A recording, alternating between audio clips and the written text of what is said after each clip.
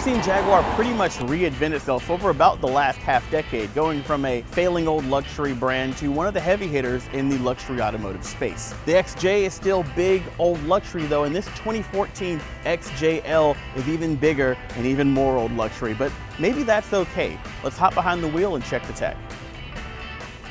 Now, as I said, the XJ is a big old car. It's the largest vehicle that Jaguar makes right now, and the XJL is even larger.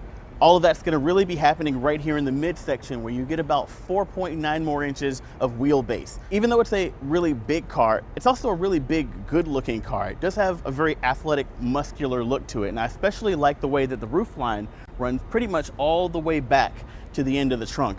It's a gorgeous piece of machinery and the kind of car that people are going to stop you and compliment you on. On the other hand, nobody's going to compliment your Audi. Now here in the cabin, there's nothing that we haven't already seen in another Jaguar or even in another XJ that we reviewed.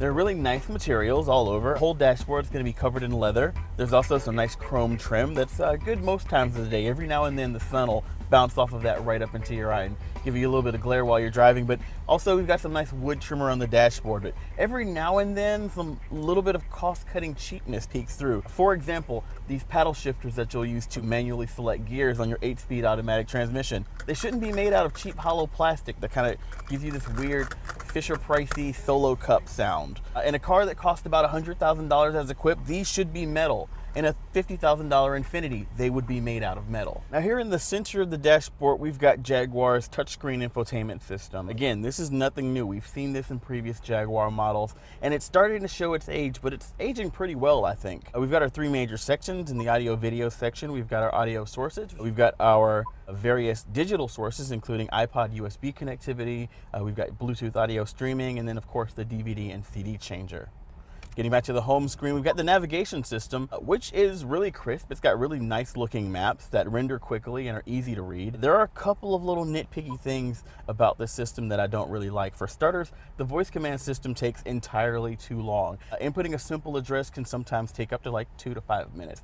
Getting back to the main screen again, the last thing we've got is our phone connectivity, and here you're just going to basically have hands-free calling with context sync and voice command. Now here in front of the driver, we've got our fully digital instrument cluster, and it kind of manifests itself as 3 virtual gauges. If you're in manual mode, you'll see the gears over here.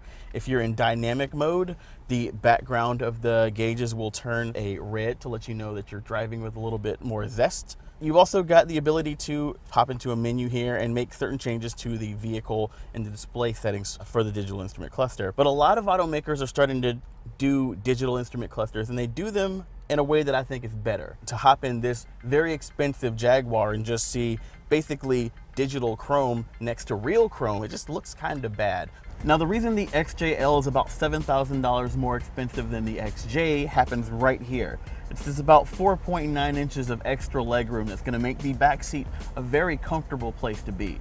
Now this example is also equipped with a lot of extra features that are going to make this seat possibly the best seat in the house. We've got these 10.9-inch dual monitors in the back of the seats that are going to give us access to a lot of infotainment features with this little remote right here. For starters, we can view how far away we are from our current destination. We can adjust the audio source and change our different source right here. Now underneath me, we've also got adjustable seats. That's also an option. Now these 2 back seats are about as adjustable as the ones you'll find on the front row, if not a little bit more. We've got the ability to kind of tilt the backrest forward and back.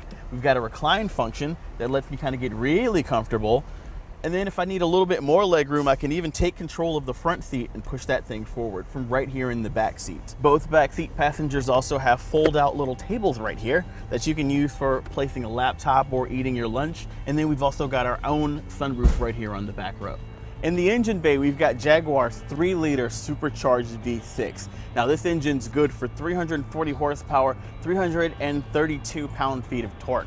It's a pretty powerful engine, but this is a big, heavy vehicle, so it's not exactly overwhelming, it's simply whelming. In this incarnation, we're looking at 16 miles per gallon in the city, about 24 on the highway, and 19 combined. This is the thriftier of the two configurations you can get this vehicle in.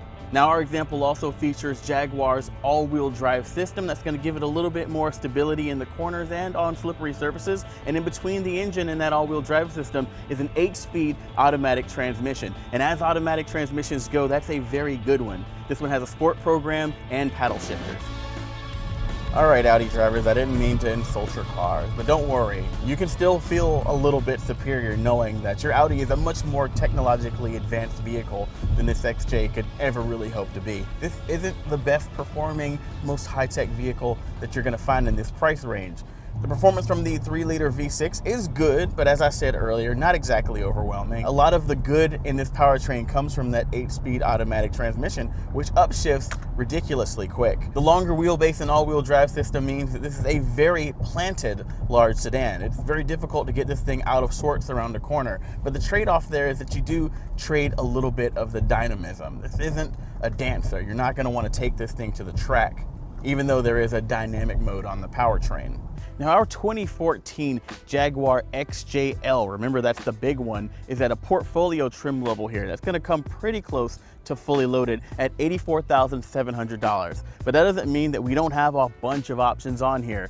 Between the rear seats, the rear seat entertainment, the upgrades to the technology and whatnot, we've got an as-tested price of $101,545. Now that's a lot of money. Is it worth this much money? Well, that's up to what you're looking for. It's not the most high-tech or best performing car in its class, but it's one of the few that does old luxury right.